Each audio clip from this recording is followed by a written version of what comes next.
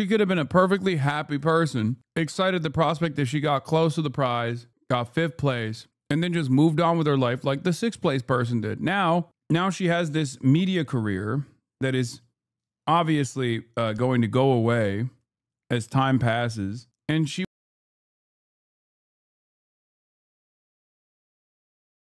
that's it. Whatever happened to the far left's fight for all women? AOC's online. Oh, God. And then they turn around and do this shit where it's like, oh, so much for the tolerant left. Spat with Riley Gaines exposing the double standard. It all began when Gaines said socialists are destroying America from within. AOC then alluding to her 5th place tie with a biological male, Leah Thomas, telling her to channel all of this anger into swimming faster. And Riley isn't backing down. I want to honestly challenge AOC to a debate. She can defend socialism. I will defend capitalism. Any of the radical, insane democratic policies and platform that they stand for, I will debate the opposite. I'm challenging AOC to it here. AOC responding to that, get a real job. But Riley Gaines firing back. She's a mom, the best job in the world, on top of her duties as host of the Gaines for Girls podcast on Outkick and Outkick.com contributor and often on Fox News. And she joins us now. Good morning to you. Good morning, Ainsley. Good morning. It's very good to see you. Quietly retreating back to her little cubby by being like, I'm a mom. It's the best job there is. Debate me, debate me, debate me. I'm a mom. It's the best job there is. Jennifer Welsh cooked her. About Riley Gaines as she sits there and has the moral high ground against AOC.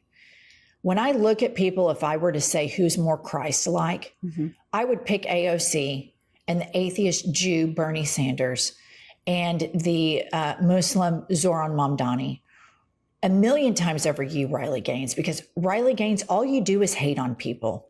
You are wound up like a cheap clock over trans people. You show them no grace, no compassion. You defend billionaires. You cheer and celebrate when children are zip tied. And then you have the audacity to get on television and try to lecture people who fight for the people that are suffering, that stand and put their arms around people that need sanctuary. And you try to act like you're better than they are. You're an insufferable twat. Nobody likes you. You will always have been the dumb bitch that tied for 5th place. And the only place that you could get a job is at bottom feeder Fox News, you insufferable twat. Nobody likes you except for the other fake Christians that enjoy in their spare time watching children get zip tied and then sit there and justify it while they read the Bible with their hideous crucifixes around their necks. So, oh my God. Oh my God. What did she say? Look at her response. They say these things about me merely because I said men are not women. That's it. If you share that belief, they think the same about you. Such harsh words praying for these women. Oh my God. Oh my Lord. She fucking smoked on her. Oh, amazing. It's hard to get back from that to this, you know? Good to see you. Let's break this down. You just disagree with her being a socialist. That's all. You disagree with her politics. And she starts these low blows. She starts with you finishing 5th in the national championship among D1 swimmers. And Brian gave me some stats earlier. He said only 14% of college students play sports at the college level. 5% play D1, and only 1%, Riley, finish in the top 5. So I wish almost you hadn't challenged her to a debate. I wish you had challenged her to the 200-yard freestyle or the 200-yard butterfly, because you would win in a debate and you would kick her tail if you had to swim against her. Yeah, man, Ainsley, I just cannot understand this line of argument that the Democratic Party is using. It doesn't matter if I finish 1st, 5th in the nation or 55th, okay? The problem is not me. The problem is not my athleticism or my swimming ability. Kind of feels like that hurt, huh? I love that this is actually what really pisses her off. That she fucking sucks. And she's a constant fucking complainer. The problem is that we had a 6'4", less than mediocre man in the pool with us. And it's not just me who thinks that. It's not just the Republican Party that thinks that either. Every Gallup poll shows even 60 to 70% of her own party, the Democratic Party, agrees that it's wrong to put men and women's sports. So why in the world does AOC and other Democratic leaders, why do they continue to double down? It's because there were 4 cis women that beat your ass, loser. Place person didn't make it her life's mission to endlessly complain. They went back to the fucking drawing board. I don't think Republicans will ever understand that the reason why people despise them is because they're just endless, perpetual victims, endless complainers, constantly just like, oh my God, it wasn't my fault. It was everybody else. It was everybody else all the fucking time, dude. Jesus Christ. It is fucking unbearable. It is unfucking bearable, dude.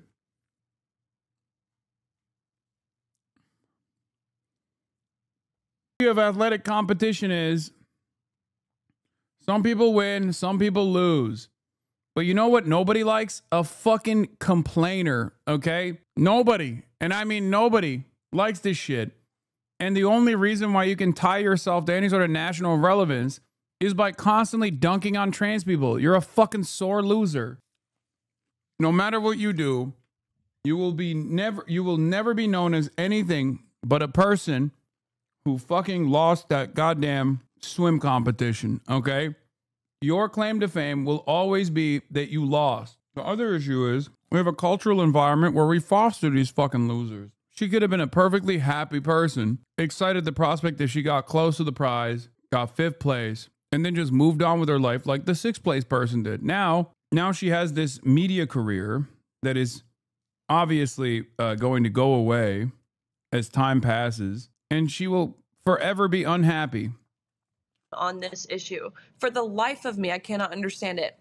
I think AOC sees that it does well on social platforms like X or whatever the other platform is, but it does not do well in the real world. And I think they will continue to learn that in 2026 and beyond. Well, we have Tommy Tuberville. He weighed in on this. I know he's been a big supporter of yours. Just talking about. Actually, that's not true. Like, sure, when you ask people if they think trans women should compete among cis women, yeah, that's a broadly unpopular position. That can change, but it doesn't matter. But if you were to match that up against someone being a perpetual complainer and a sore loser, I'm willing to bet Americans hate sore losers. Because that's just a universal thing that people despise. It's like, come on, get over it, man. Fuck.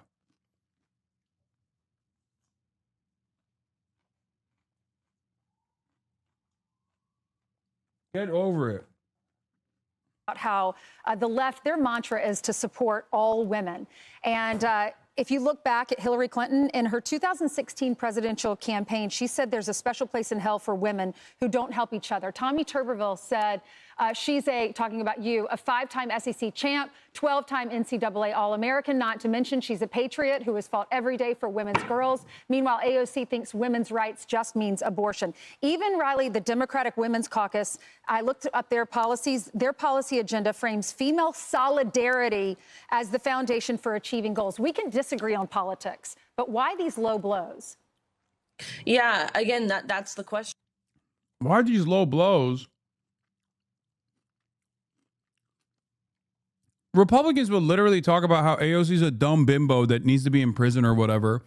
And then the moment that she like fires back a fraction of the fucking animosity that she receives on a daily basis, and they're like, how could you do this to me? Like, shut the fuck up. Who is this for, man? Jesus Christ, wake up. Get over yourselves. Holy fuck. And it's not something you're seeing from the Republican Party. I will never forget, I went to the State of the Union, or I guess the joint address to Congress that President Trump gave earlier this year. And it was right after the Senate heard a vote on keeping men out of women's sports, where, of course, every single Democratic senator, men and women, voted in opposition of protecting girls in sports. But it was the most remarkable thing, because I walked in to that hall and I see all of the Democratic senators, all of the women wearing pink to show how they stand with women, to show how they are the party of and for women, when just the day before they voted against our rights to equal opportunity, they voted against our rights to safety in our sports, they voted against our rights to privacy in areas of undressing. They are virtue signaling that's exactly what it is. It's virtue signaling at its finest. Yep. So, Riley, Turning Point USA tonight's going to be huge. It's going to be at Ole Miss, and Erica Kirk's going to be speaking, as well as our Vice President, J.D. Vance. I know you've been very involved with Turning Point. Talk about the moment, what this means for our country.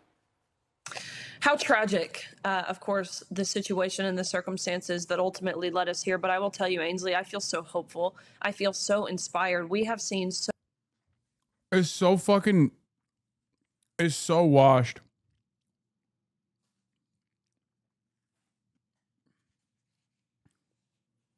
Apparently, they have to potentially cancel the Super Bowl halftime show because there wasn't enough interest. Such a sad, pathetic state of affairs. I can't drink out of this. Why don't they have Christmas cups? It's October. I don't believe in October, you pagan witch. The rainbow fish. It's a fucking gay fish. This is why I have to homeschool my kids. Why can't things be the way they used to be? Stupid! Stupid! Are you okay? I just saw the Buzz Lightyear movie. So, I'm not okay. Hi, yes, could I please speak with the CEO of TikTok? Okay, or can I speak to Donald Trump or someone who cares about me, because I have been continually assaulted all morning with footage from the 2025 Emmys.